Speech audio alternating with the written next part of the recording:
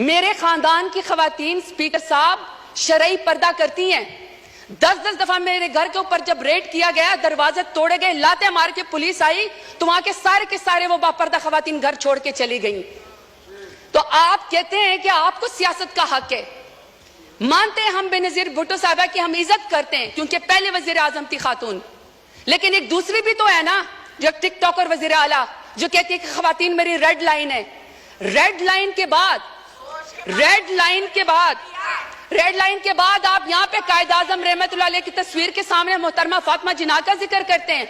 شکر ہے اسپیکر صاحب, اسپیکر کے محترمہ فاطمہ جناح کے جو اپوننٹ تھے نا وہ ہندو تھے, وہ انگریز تھے, وہ کچھ تو وزادار تھے. یہاں پہ وزاداری کا مجھے عالم بتائیں, یہاں پہ آپ مجھے وزاداری کا عالم بتائیں اسپیکر صاحب کہ قائد اعظم رحمت اللہ علیہ کے پاکستان میں بھی خواتین کو سیاست کی اجازت ہے. یہ امریت کا ذکر کرتے نا, کل کو کہہ رہے تھے کہ جی کسی کو نکال کے آپ قبر سے پھانسی پہ لٹکا دو, تو مشرف دور میں سب سے زیادہ خواتین کو یہاں پہ ریزرو سیٹ دے گئی. بدترین امریت کے اندر بھی خواتین کو سیاست کی اجازت تھی.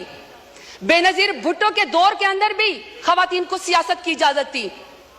عمران خان میرے لیڈر کی حکومت میں خواتین کو سیاست کی اجازت تھی. سب سے زیادہ پاکستان کی تاریخ میں اگر کابینہ میں کوئی منسٹر بنی ہے تو وہ عمران خان کے دور میں بنی ہے. میں سوال پوچھنا چاہتی ہوں اسپیکر صاحب ان کو چپ کرائیں.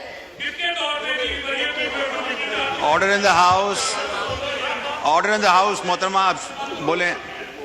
اسپیکر صاحب میں صرف سوال پر یہ کرنا چاہتی ہوں کہ جب نواز شریف کا دور آئے گا, جب شہباز شریف کا دور آ گیا, تو کیا خواتین کے اوپر سیاست کے دروازے بند ہوں گے؟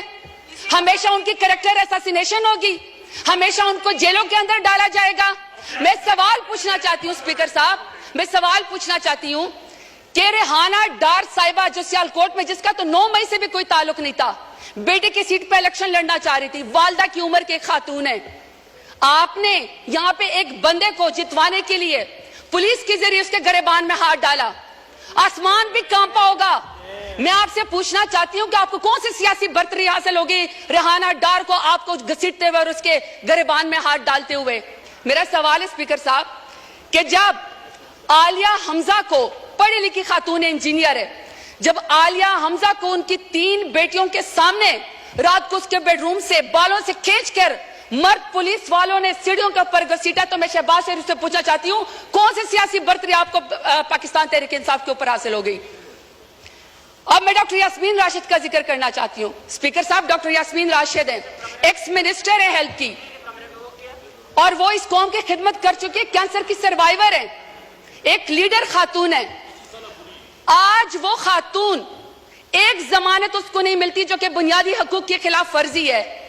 آپ یہ چاہتے ہیں کہ کوئی پڑھی لکھی خاتون یہاں پہ سیاست کے اندر نہ آئے, اس کے اوپر دروازہ بند کر دیا جائے. تو میں پوچھنا چاہتی ہوں فارم 47 والے وزیر اعظم سے کون سی سیاسی برتری آپ کو حاصل ہو گئی؟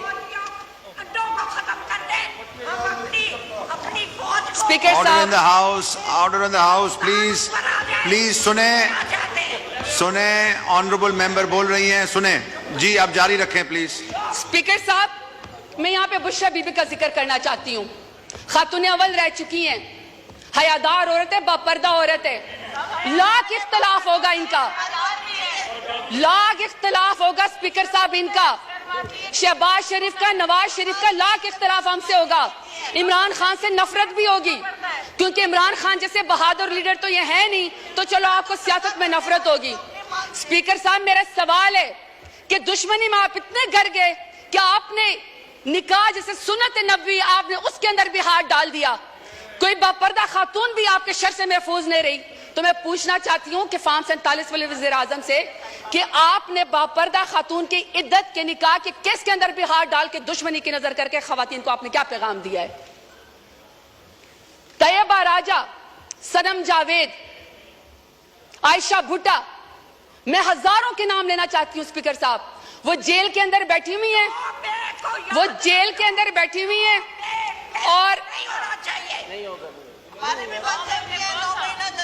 Order in the house please. سب نے بولنا ہے, ہر کوئی اپنی باری میں بولے. جی اسپیکر صاحب عالیہ حمزہ, عائشہ بھٹا, صنم جاوید, इसी तरीके से सर तैयबा राजा, वो पुलिस की कस्टडी में बैठी हुई हैं और तैयबा राजा कहती हैं कि उनकी वालदा तहज्जुद की नमाज पढ़ रही थी और उनको कोई पुलिस ऑफिसर कोई रेप की वीडियो भेजता है। आपने उस खातून की माँ के तहज्जुद के टाइम पे आंसू का कौन हिसाब देगा? ये चाहते हैं कि यहाँ पे सियासत हो खवातीन की, ये लंबरदार है खवातीन की सियासत के, ये कमेटी बनाएंगे सियासत खवातीन की। मुझे बताएं स्पीकर साहब, जो वजीर आजम, जो नून लीग 14 शहीदों का खून करके खवातीन के सर से चादर उतार के कुर्सी के ऊपर बैठी हो, तो मैं बताना चाहता हूं न तुम्हारी कुर्सी रहेगी न तुम्हारी बेटियों के सर के ऊपर चादर रहेगी, क्योंकि बेटियां सांझी होती हैं, इज्जत सबकी होती है। ये स्पीकर साहब मैं आपको जरा फैक्ट्स एंड फिगर बताना चाहती हूँ। ये 21 अप्रैल 2024 की स्टैंडिंग कमेटी की रिपोर्ट है, पीडीएम की 2 साल की, इंक्लूडिंग इनकी जमात की, पीएमएलएन की। सर इस रिपोर्ट में कहते हैं कि खवातीन कैदियों में 60% इजाफा हुआ है। What a shame.